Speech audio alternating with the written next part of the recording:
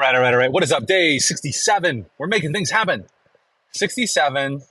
It's like it's from heaven because we can rhyme like a small child. I'm going in. What time is it? It's like 9:15.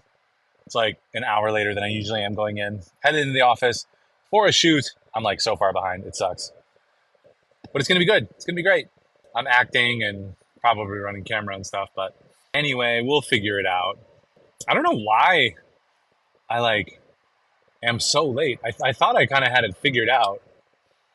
And then as time kept going on, I'm like, oh, I got to go do this. I got to go do this. I got to go do this.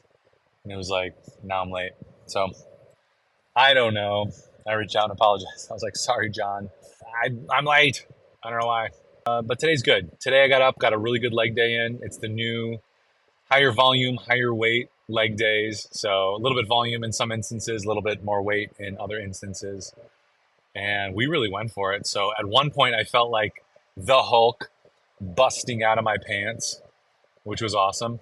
Just my glutes, my hammies, my quads, just everything felt so big and swollen and thick from the effort that I was putting in, from the moves, how hard I was pushing. So it felt really good. And everything was done in a good way. So feeling great, no injury. Again, your 30s, your 40s, your 50s, your 60s. You got to start considering that. I mean, certainly in your 30s and 40s, you start considering it. And then 50s and 60s, it's how you function. But yeah, things have been going well. With the training, got to zip around a car real quick. Training going well, using Everfit. That's been going well. We talked about, oh, this is completely random, but sleep training with babies.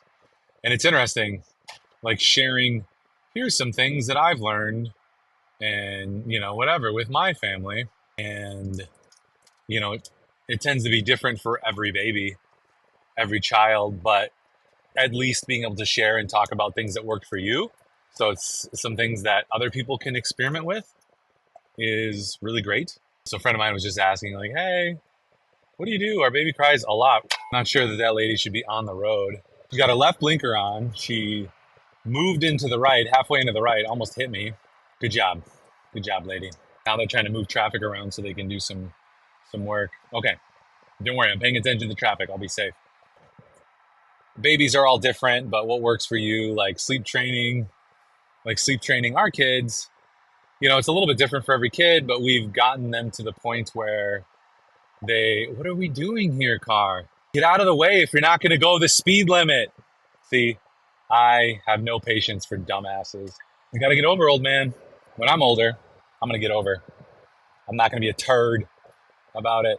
Left lane is for passing. Middle, you're kind of coasting and getting around people. And right lane is for really slow people and exiting. So that dude driving slow in the left lane, driving 5 miles under the speed limit when it's 70, kills me.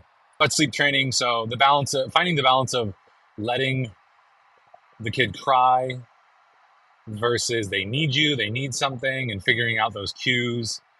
And, again, allowing them to cry, but not giving them anxiety or anything. Like, they're like, no one's going to love me and no one's ever going to take care of me. Like, that's rough. But, you got to kind of experiment with that and then always be there to pick them up, love them, that sort of thing. So it's an interesting conundrum. You want to push a little and then you got to give a little. So it's not push and pull. Like, that doesn't make sense, but it's like you got to push a little and then back off and, be sweet and give them what they need and that type of thing. So it's different for every baby, but figuring it out and just being intentional about it is important.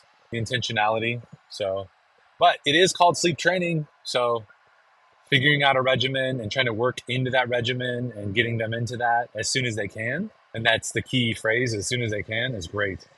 Because then you're going to have kids who can go to sleep anywhere.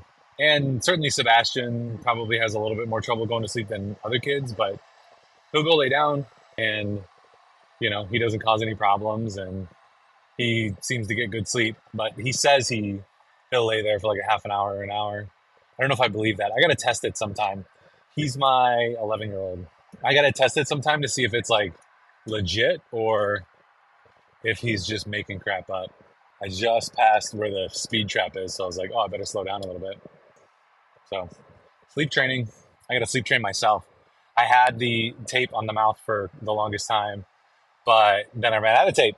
And like an idiot, I haven't bought it yet. Just been so much going on. So I got to buy some more tape. I feel like my sleep is even suffering a little bit since I don't have the tape. So I think my sleep and my focus has been improved while breathing through my nose at night, which maybe the science says, maybe it's a little anecdotal. Well, my experience is anecdotal, but what I've read about it, it seems like it is actually a thing. So I don't know. We'll do it again. We'll get it going. Help me with sleep training. Help Ambrose. Speaking of sleep training, I mean, he woke up at 5:30 today. He usually wakes up at like 7:30. So he woke up and was like the happiest, chattiest little kid, which was fun for me. And then mom had to get up at 5:30 with him. She doesn't usually get up till 7:30. But it was great. She was up and energized and like, well, this is the start of the day. And like didn't have a bad attitude about it, which was awesome. I feel like that's key with everything. It's why we talk about cognitive behavioral therapy or positive self-speak. Like just take the challenges, take the difficult things and try to look on the positive side, even if it's hard. And even sometimes when you're like, this sucks, it's hard. But be like, okay, now I'm up early. I'm gonna work on some business stuff. I'm gonna work on some brand stuff. Like, okay, I can do it. I can make it happen. So look on the bright side. Teach yourself to sleep, teach your kids to sleep. That's the moral of the story. Get that 7, 8 hours, man. Don't underestimate the power of sleep.